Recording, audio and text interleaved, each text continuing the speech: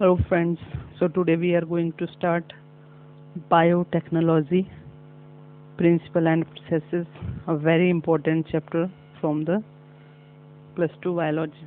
Okay, so let us try to understand things together. First of all, what is biotechnology?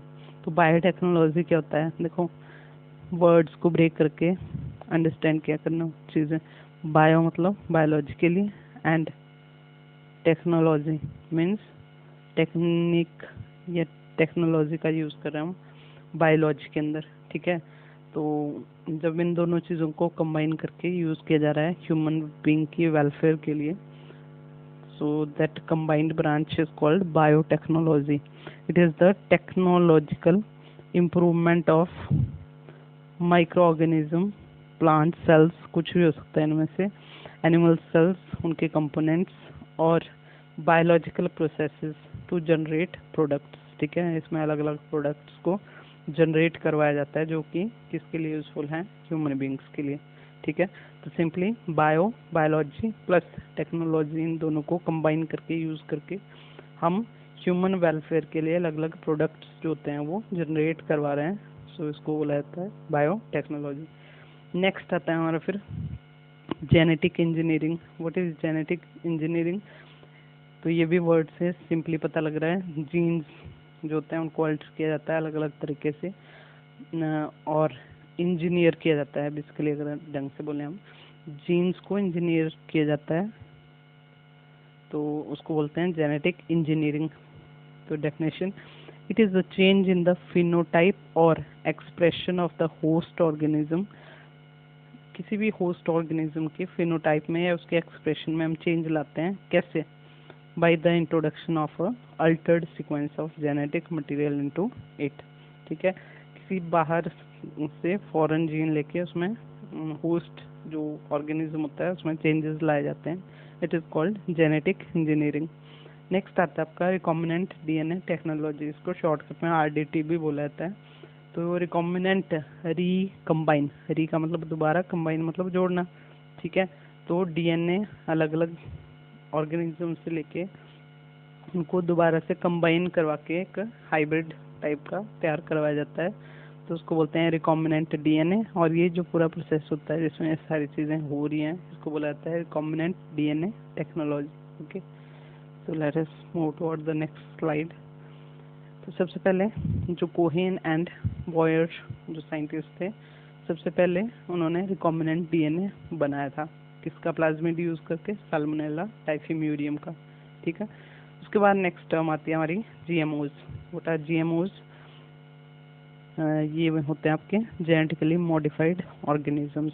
ठीक है, तो simply जैसे इसके words हैं, देखो, जेनेटिकली मॉडिफाइड, जिनके जीन्स को मॉडिफाई किया गया है, तो उन ऑर्गेनिजम्स को हम बोलते हैं जीएमओज. ठीक है, ये प्लांट्स भी हो सकते हैं, एनिमल्स भी हो सकते हैं. तो ऑर्गेनिज्म हैविंग न्यू जीन और genetic material is called transgenic और जेनेटिकली मॉडिफाइड ऑर्गेनिज्म. ठीक है, सो नेक्स्ट आता है अब various steps involve in biotechnology. तो बायोटेक्नोलॉजी में जो स्टेप्स यूज होते हैं बहुत सारे, या हम बोल सकते हैं रिकॉम्बिनेंट डीएनए टेक्नोलॉजी में कौन कौन से स्टेप्स यूज होते हैं. ठीक है, तो ब्रीफली हमने मेन स्टेप्स को लिखा हुआ है. सबसे पहले हम क्या करेंगे, जो हमारा डिजायर्ड डीएनए होगा उसको आइसोलेट किया जाएगा. ठीक है, आइदर प्लांट सेल फ्रॉम और फ्रॉम एनिमल सेल. ठीक है, तो उसको आइसोलेट करने के मेथड हम डिटेल में बाद में करेंगे सारे स्टेप्स.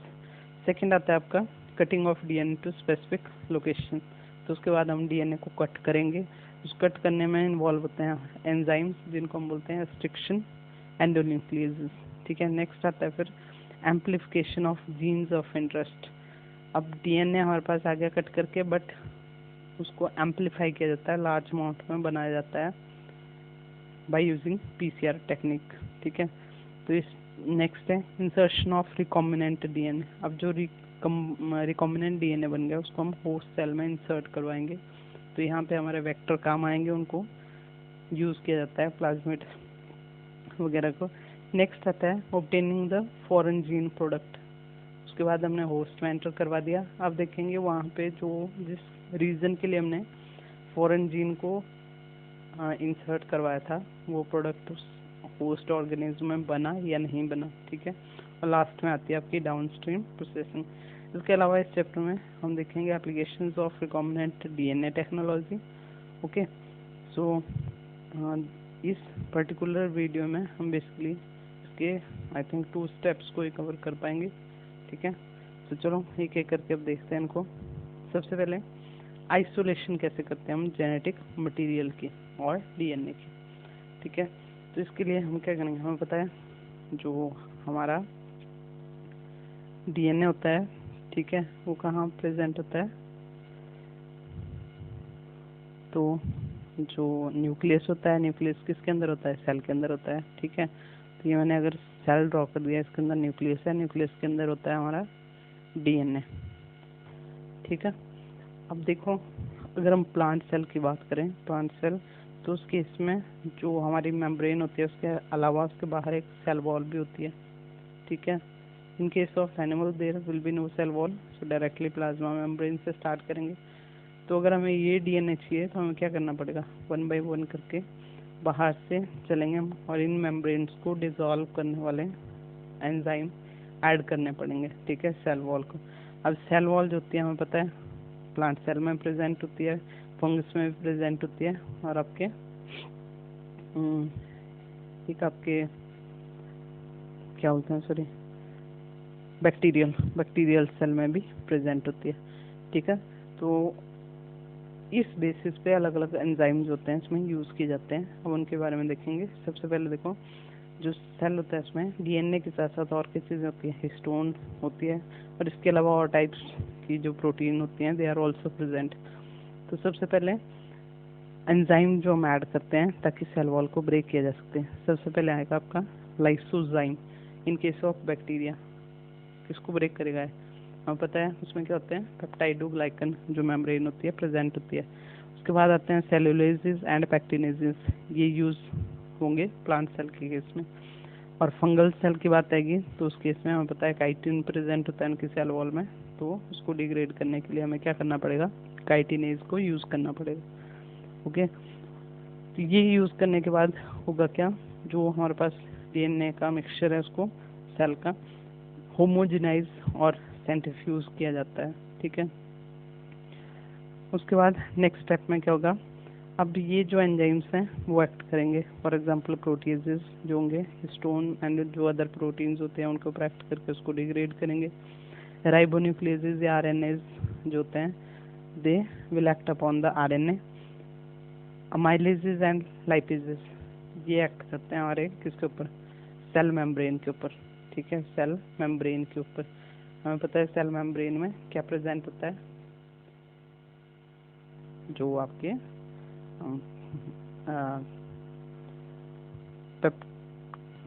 फॉस्फोलिपिड्स प्रेजेंट होते हैं, ओके। सो नेक्स्ट स्टेप में क्या होगा, ये सब होने के बाद हमारे पास क्या बचा हुआ, डीएनए, ठीक है। इस डीएनए को ट्रीट किया जाता है किसके साथ, फिर लेट मी राइट, हमारे पास क्या आ गया, ये आ गया डीएनए, ओके। तो इस डीएनए के जो हमारे पास आया इसको ट्रीट करवाया जाता है चिल्ड इथेनॉल के साथ, चिल्ड इथेनॉल के साथ। उसके बाद हमारे पास डीएनए के स्ट्रैंड्स मिल जाते हैं हमारे को। This process is called spooling of DNA, spooling, okay. तो फाइनली हमारे पास क्या मिल जाता है हमारे को, डीएनए के स्ट्रैंड्स। ये हो गया हमारा first step, that is isolation of genetic material of DNA. Next आता है cutting of DNA. So in next step जो यूज होता है हमारे पास सबसे काम की चीज वो होती है restriction enzyme, which are also called restriction endonucleases. तो सबसे पहला जो डिस्कवर हुआ था वो क्या था आपका, आर्बर ने, ठीक है।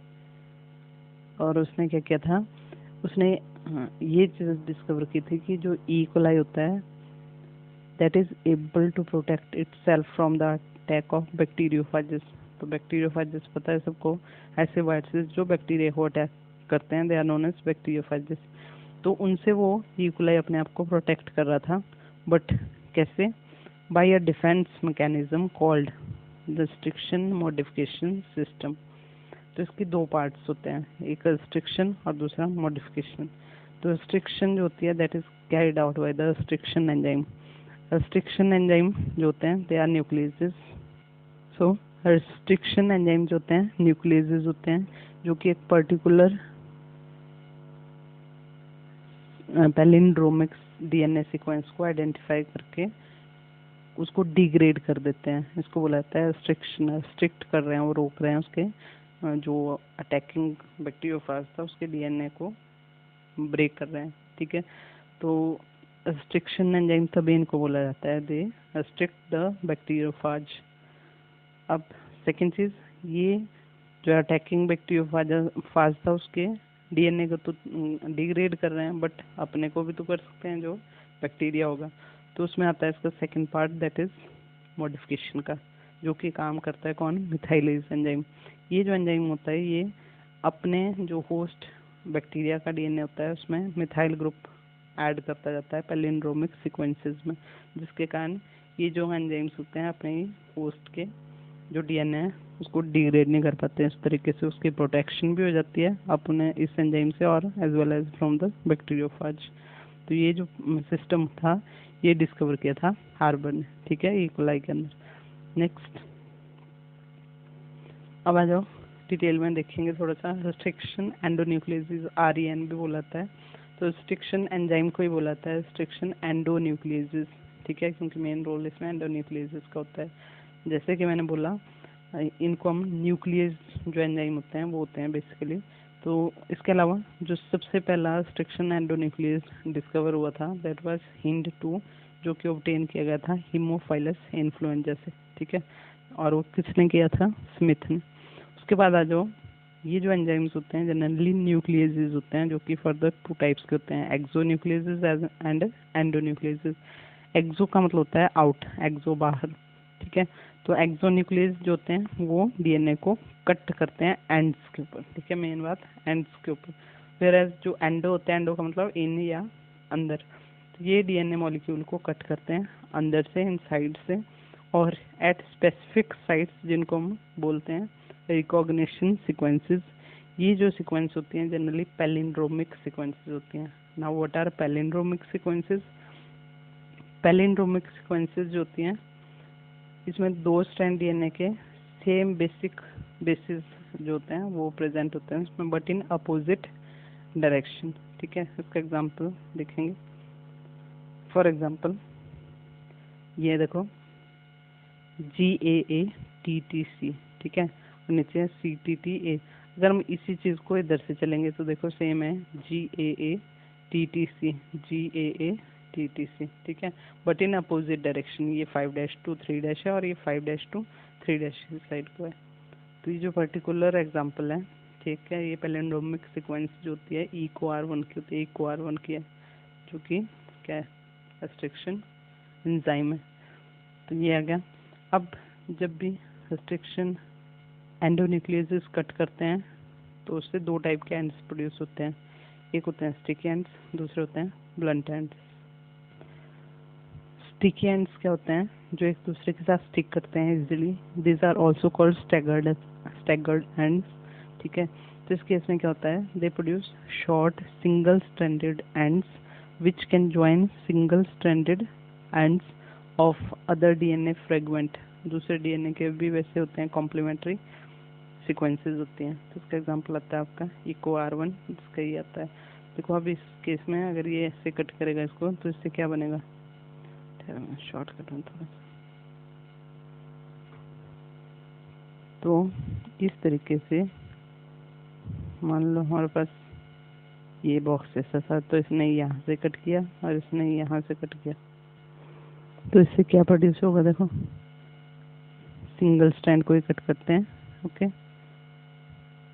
ये 1, और वैसे दूसरा एंड इसका ये बनेगा।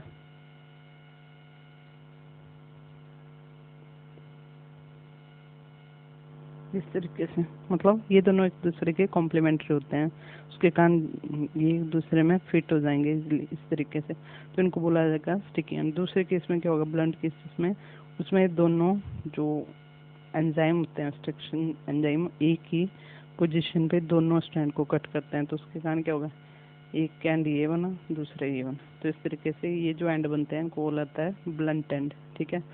और इन ब्लंट एंड्स को फिर से स्टिकी में चेंज करने के लिए इसमें हम लिंकर डीएनए जो होते हैं वो यूज़ करते हैं, या फिर पॉली ए टेल या फिर पॉली टी सीक्वेंसेस इसमें ऐड की जा सकती हैं, ठीक है। तो जो आपका फर्स्ट था स्टिकी एंड, इसका एग्जांपल आपका ये आ गया इको R1, जो कि डीएनए के दोनों स्ट्रैंड्स को कट करता है एक स्पेसिफिक सीक्वेंस जीए के बीच में से, ठीक है। बल्कि सेकंड केस में ब्लंट एंड के केस में एग्जांपल आता है आपका SMA1, ठीक है। तो ये कट करता है देखो दोनों स्ट्रैंड को, बट एट दोनों डीएनए के स्ट्रैंड को कट करता है सिंगल प्लेस के ऊपर सीजी के बीच में दोनों साइड। तो इस तरीके से ब्लंट एंड क्रिएट होते हैं। होपफुली पैलिंड्रोमिक सीक्वेंस आपको समझ आ गई होगी, नहीं तो फॉर एग्जांपल इसमें सबसे कॉमनली जो एग्जांपल लिया जाता है दैट इज RAMAR, RAMAR। अब देखो इसको चाहे आप यहाँ से पढ़ो या यहाँ से पढ़ो, सेम ही चीज़ आएगी। तो इस तरीके की जो सीक्वेंसेस होते हैं they are known as palindromic sequences. So guys that's all for today. इसके आगे अभी हमारे 2 स्टेप्स हुए, उसके बाद हम करेंगे फ्रेगमेंट्स हमारे पास आगे डीएनए के, उनको जेल इलेक्ट्रोफोरेसिस के थ्रू हम सेपरेट करेंगे according to their size, okay. और उसके बाद PCR वगैरह डिटेल में सारा कुछ। So keep studying, stay safe, thank you.